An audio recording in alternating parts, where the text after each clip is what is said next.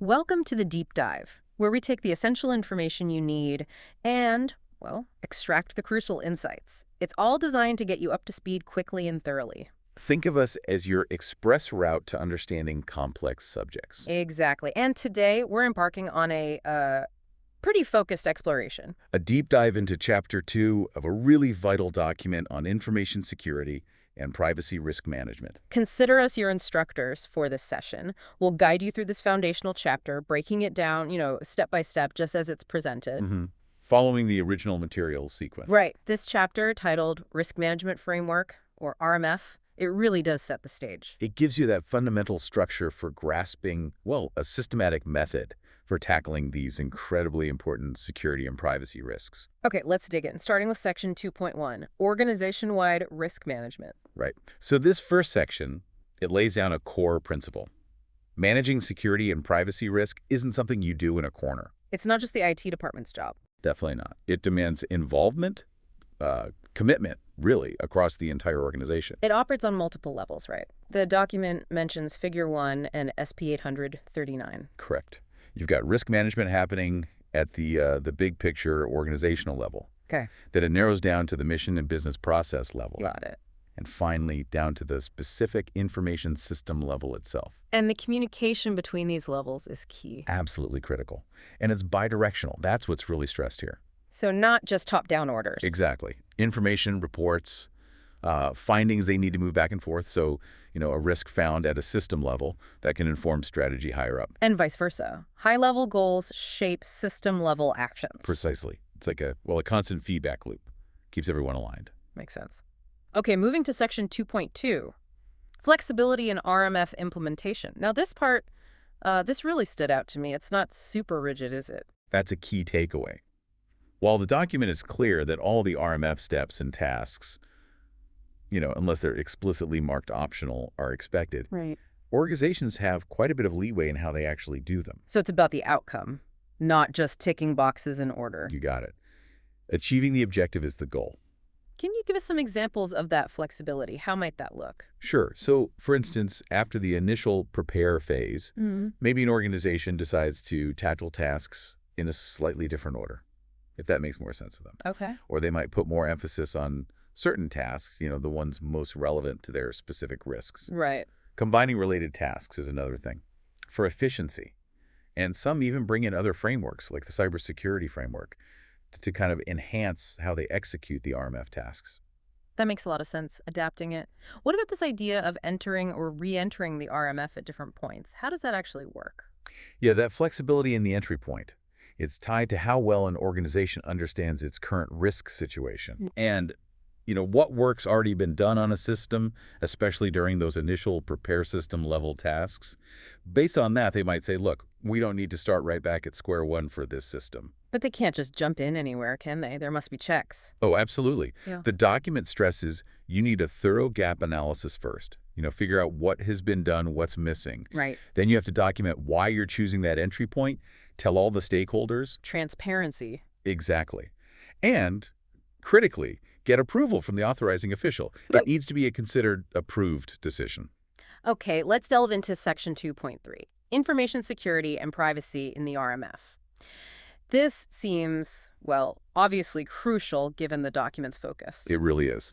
This section hammers home the need for close collaboration between security and privacy programs when you're implementing the RMF. They have different focuses, but they overlap. Precisely. Their objectives are distinct, but fundamentally intertwined. They reinforce each other. Can you break down those objectives for us? Security versus privacy. Sure. So information security programs, they're primarily focused on protecting the confidentiality, integrity, and availability. Yeah. The CIA triad. CIA triad, right. Protecting that from unauthorized activity. Unauthorized access, modification, destruction, that sort of thing. Okay. And privacy. Privacy programs are more focused on compliance laws, regulations, policies, and managing risks to individuals that arise from processing their personally identifiable information, or PII. Processing meaning everything. Pretty much the whole life cycle. Creation, collection, use, storage, sharing, disposal, all of it. And here's a key point, I think. Privacy risks aren't just about hackers getting in, are they? That is a critical distinction, yes. Security controls often target unauthorized access or disclosure. But privacy risks, They can absolutely arise from activities that are perfectly authorized. Like collecting too much data. Exactly. Or using data in a way people weren't told about, even if the access itself was legitimate. Those are privacy risks that security controls alone might not catch. Interesting.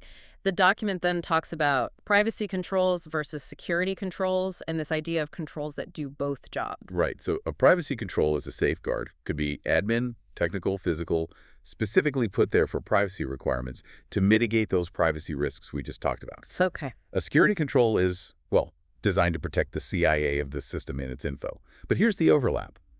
Some controls inherently do both. Like access controls. Perfect example. Strong access control limits, who sees sensitive PII. That protects confidentiality, which is security, but it also protects the individual's privacy by limiting exposure. So the RMF just calls those control. Often, yes. If it serves both masters, it's just a control within that context, saves repeating everything. And integrating privacy isn't just a nice to have, is it? There's a mandate. Correct. OMB Circular A130 explicitly requires federal agencies to bake privacy into the RMF process. It's not optional. You have to address risks beyond just confidentiality breaches. Got it. Okay, let's shift gears to section 2.4, system and system elements, defining our terms here. Yeah, this section starts with the formal statutory definition of an information system. But then, importantly, it brings in an engineering view, referencing ISO 15288. How does that help? It defines the system more broadly, as interacting elements organized for purpose. It helps us think wider than just computers and software when we consider risk. And what are the main types of these system elements? The document breaks them down into three basic types: technology or machine elements. Hardware, software. Right. Then human elements. People using the system, administrators. Exactly. And finally, physical or environmental elements. Yeah. Building, the server room, the climate controls, that sort of thing. And these abstract elements are made real through specific things. Precisely. Technology is hardware, software, firmware, Yeah. physical structures, devices. Human is people, but also the processes they follow, the policies. Ah, okay. Procedures count too. They do.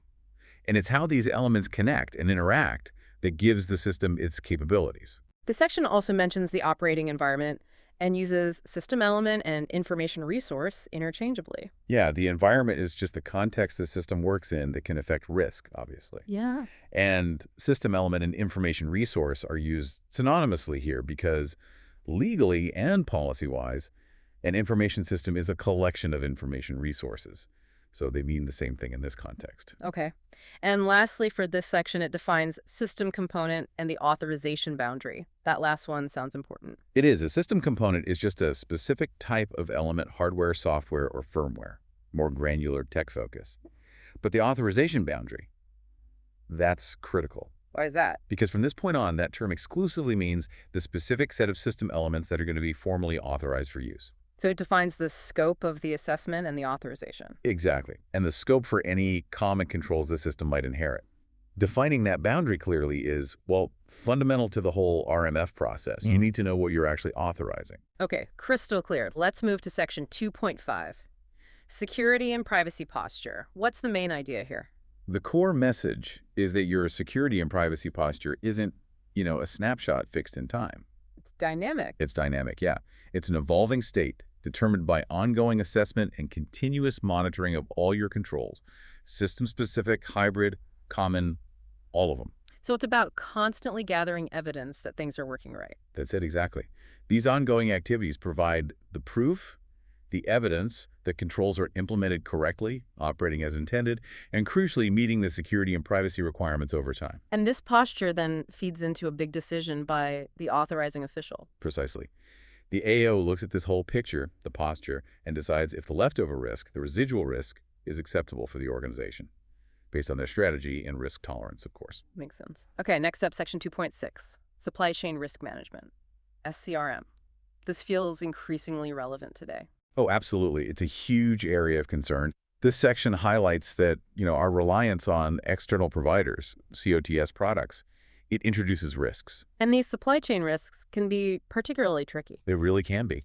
Attacks coming through the supply chain or even just disruptions, they can be hard to trace, hard to manage, and the consequences can be, well, quite severe. So how does the RMF handle this? Is it separate? No, and that's the key point. The document emphasizes that SCRM isn't meant to be off in its own silo.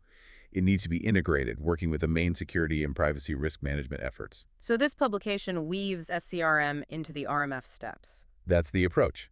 It integrates SCRM principles and practices throughout the framework to encourage a more comprehensive, holistic view of risk. So while the main focus is still InfoSec and privacy risk within the organization's direct control, Right. it acknowledges and incorporates that dependency on the supply chain where it's relevant. Exactly.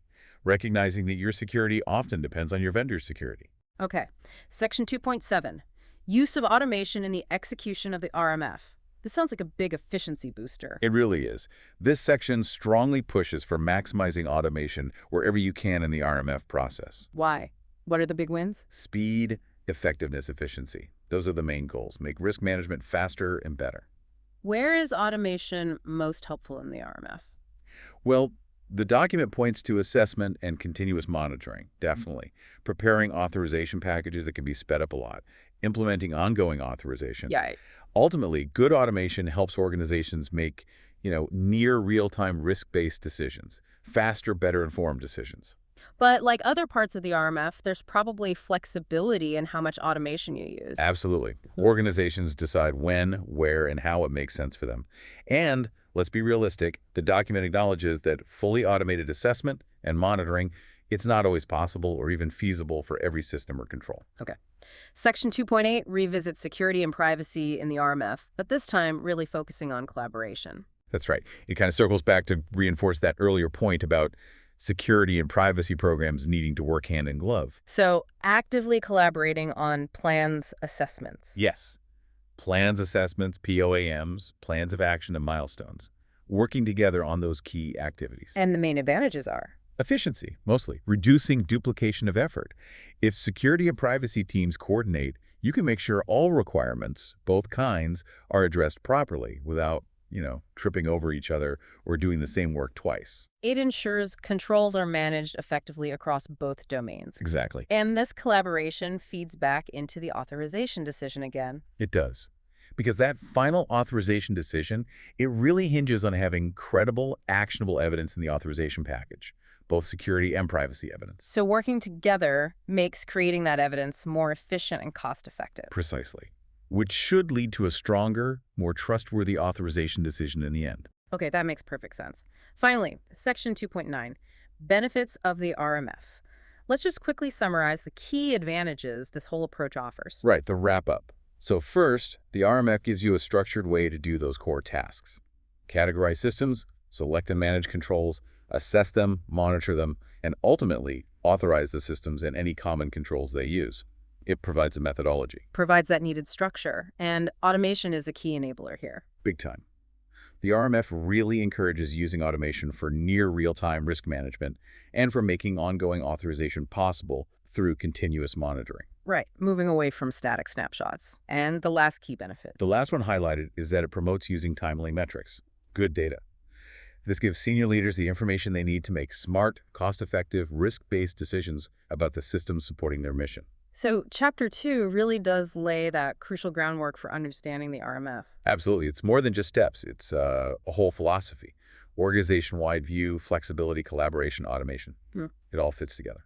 It emphasizes that holistic adaptive approach. Exactly. Yeah. And like the document says, the next chapters, starting with Chapter 3, will really dig into the specifics of each RMF step and task. So this overview should give you, the listener, a really solid foundation as we move into those more granular details. Yeah. Hopefully it sets the stage well. And maybe here's a final thought to leave you with. Okay.